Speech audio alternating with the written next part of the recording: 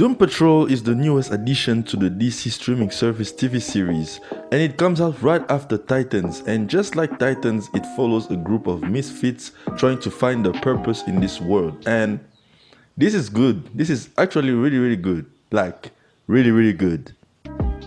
If you have watched my review on Titans, then you know I like the series. I didn't love it, but I didn't hate it either.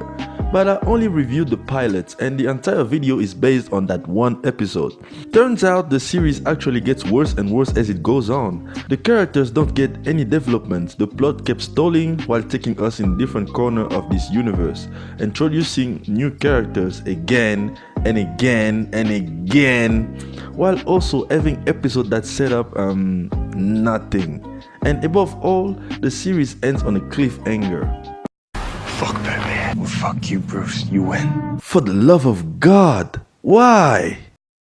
Doom Patrol, on the other hand, I'm going to allow myself to jump to conclusion.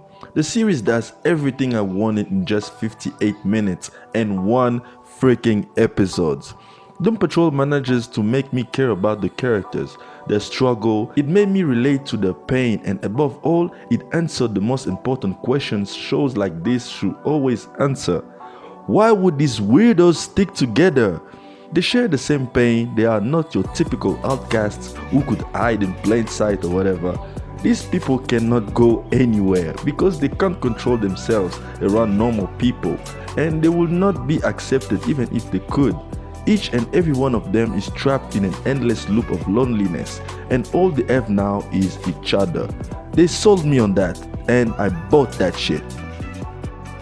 The series also has a lot of nudity, but not too much unnecessary violence like Titans, and even the nudity is justified. It adds to the show's aesthetic and works with the tone. Take that away and the series could lose a sense of honesty and sincerity. Every creative choice is justified here. The series is also extremely weird, but in a good way. The best way I could explain is if Guardian of the Galaxy, Legends of Tomorrow, Legion, and Daredevil had a baby. It has the themes of Guardians, the self-awareness of Legends of Tomorrow, the weirdness of Legion, and the writing of Daredevil Season 1. I know that's high praise, but I stand by it for now. If they screw it up at some point, I'll definitely make a video about it, but I'm feeling pretty confident about this take. The other thing that really impressed me was the cinematography. This looks better than some movies. Compare it to the bland grey filter in Titans, and you just wonder why they would invest so much on unknown characters like the Doom Patrol than the freaking Teen Titans. But hopefully people support this show and we get an awesome Titan Season 2. Flaws? So far I don't really have issues with anything in the series, but if I'm being honest, the narration was a bit too much for me. At some point I find myself telling the dude to just shut the hell up. But what I was watching was so damn good, I ended up not caring about the narration that much, which surprisingly enough is done by the bad guy, Mr. Nobody. Ready for a story about superheroes? More TV superheroes, just what the world needs. Lovely Rita, Queen of 50s cinema. Some critics called her the poor man's Deborah Kerr. Some critics called her the rich man's Yvette Vickers. Critics, what do they know? They're gonna hate this show. We haven't had the chance to see anything from the guy, but I'm guessing it will be one of the weirdest villains ever put on screen, and I can't freaking wait. Favorite character? Robot Man and Crazy Jane really stand out so far.